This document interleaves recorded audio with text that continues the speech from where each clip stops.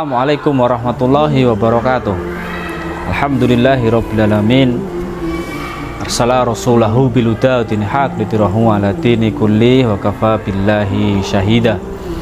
Asyhadu an la ilaha illallah, asyhadu anna Muhammadan abduhu wa rasuluhu la nabi rasullahu ba'da. Allahumma shalli wa sallim wa barik ala Muhammad wa ala alihi wa sahbihi wa man tabi'ahum bi ihsan ila yaumiddin. Amma ba'du.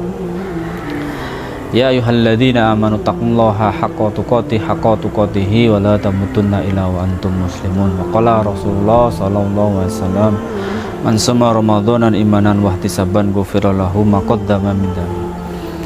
Bapak Ibu hadirin yang berbahagia dimanapun Anda berada, alhamdulillah pada kesempatan yang berbahagia ini Allah Subhanahu wa taala senantiasa memberikan kebaikan, memberikan kegembiraan, dan tentu memberikan rahmat kepada kita semuanya, sehingga kita berada di penghujung akhir bulan Ramadan 1445 Hijriah ini.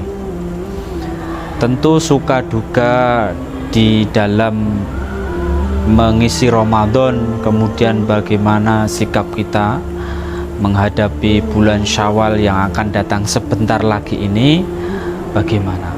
Tentu semuanya ini akan kita kembalikan sebagaimana nilai-nilai Islam, sebagaimana yang Allah Subhanahu wa taala perintahkan, dan tentu Rasulullah sallallahu alaihi wasallam berikan teladannya begitu. Maka bagaimana sikap kita agar setelah Ramadan yang satu bulan ini kita isi dengan kegiatan-kegiatan yang penuh dengan kebaikan, penuh dengan manfaat, banyak positifnya, banyak kegiatan-kegiatan yang bisa kita mendapatkan hasanah, mendapatkan pahala yang luar biasa ini, terus kita rawat ya, terus kita jaga.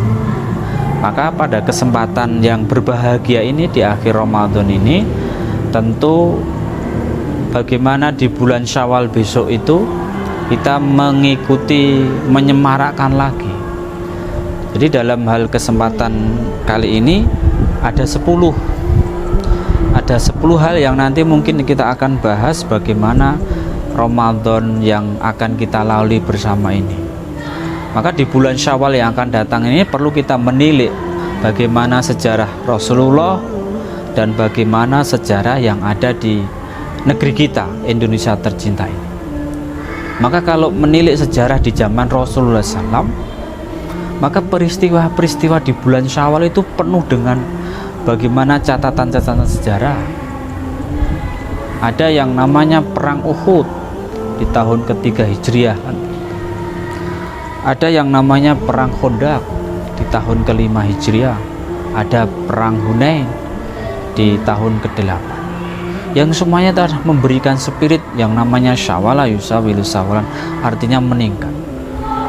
Ramadan kemarin yang penuh dengan semangat menghidup-hidupkan masjid, menggembirakan, memberikan kegembiraan di majelis-majelis taklim ini kita rawat, dan itu diisi di zaman Rasulullah SAW dengan peristiwa-peristiwa yang dahsyat.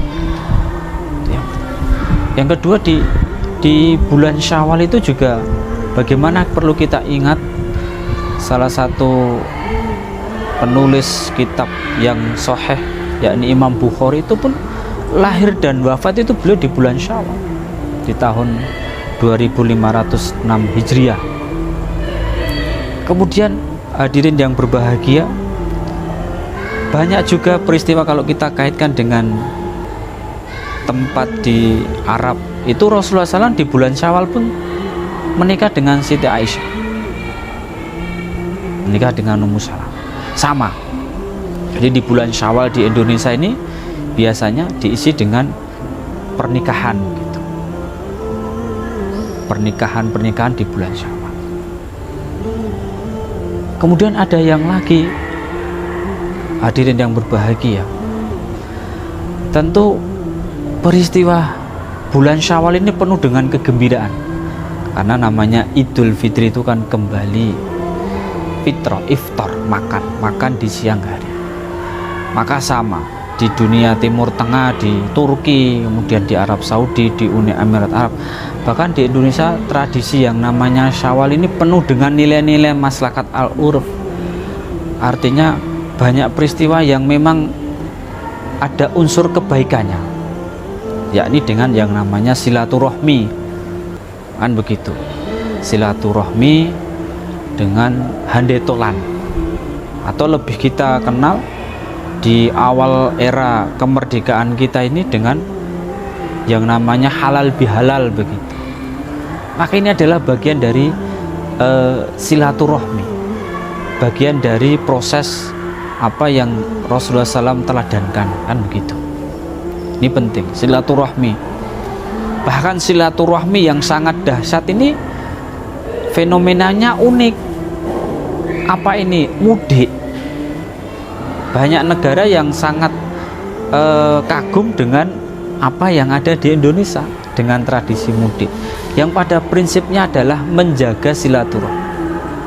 Mungkin kita bisa melihat bagaimana pemerintahan kita memberikan fasilitas dengan puluhan juta pergerakan warga, tidak hanya muslim, semuanya ikut gembira dengan silaturahmi, dengan tradisi yang namanya mudik.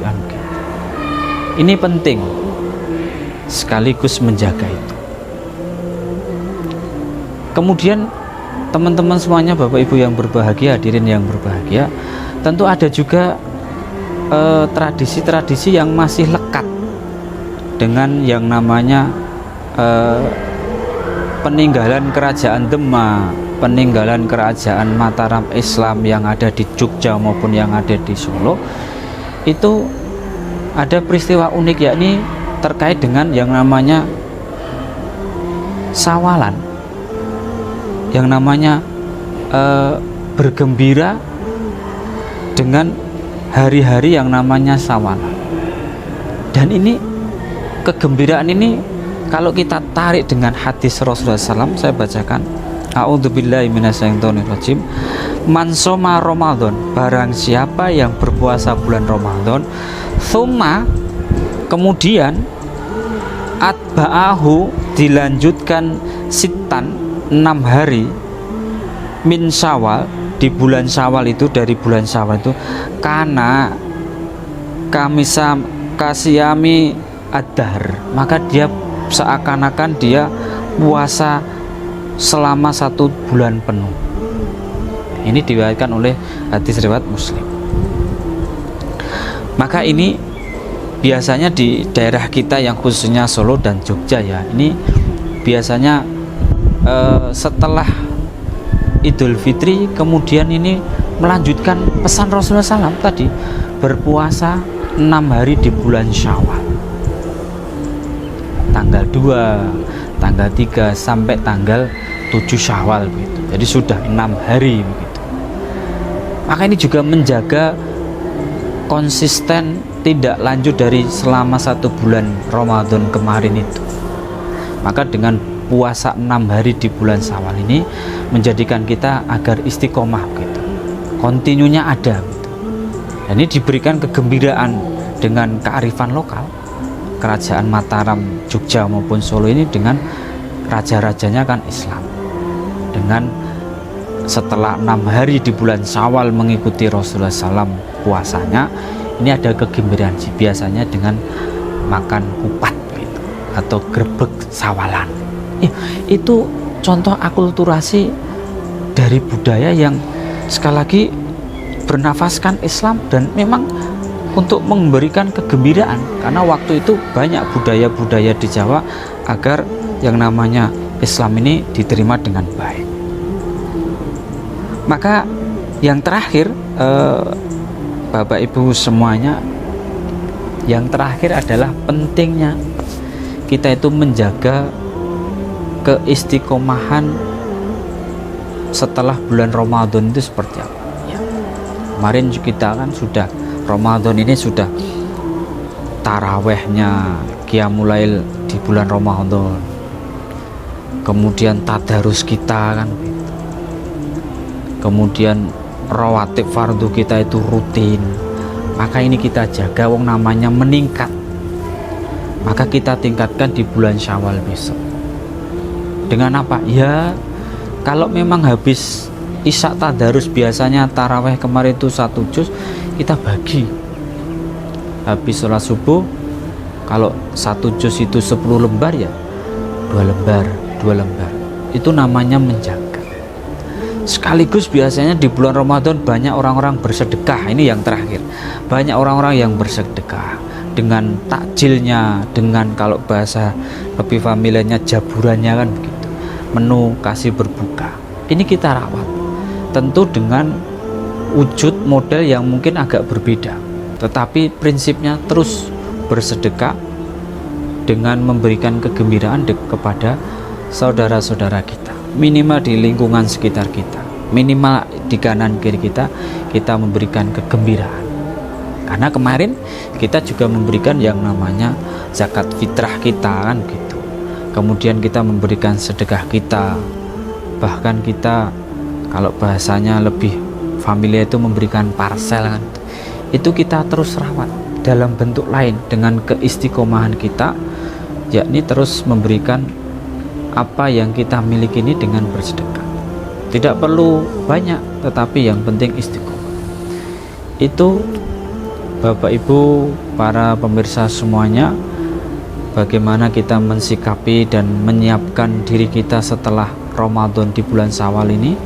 Tentu serta-merta kita terus menjaga agar iman kita, agar takwa kita itu selalu terjaga, dan tentu akan menjadikan satu titik yang baik agar kita itu menjadi pribadi-pribadi yang namanya la'allakum tattaqun itu terjaga.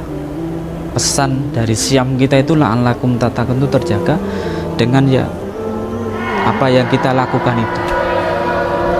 Ini Bapak Ibu hadirin yang berbahagia dimana-mana berada, mudah-mudahan yang sedikit ini memberikan semangat bagi saya dan juga untuk teman-teman semuanya yang mendengarkan. Mudah-mudahan ini jadi catatan kebaikan kita bersama dan kita termasuk orang-orang yang dipilih oleh Allah menjadi hamba-hamba yang beriman, hamba-hamba yang bertakwa, dan tentu kelak nanti di yaumul kiamah kita ditempatkan di dalam surganya Allah Subhanahu wa taala.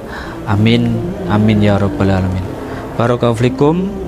Rabbana atina fid dunya hasanah wa fil akhirati hasanah wa qina adzabannar wa qina adzabannar wa qina adzabannar. Subhana rabbika rabbil izzati masifun wa salamun alal walhamdulillahi rabbil alamin. Lebih dan kurangnya mohon maaf.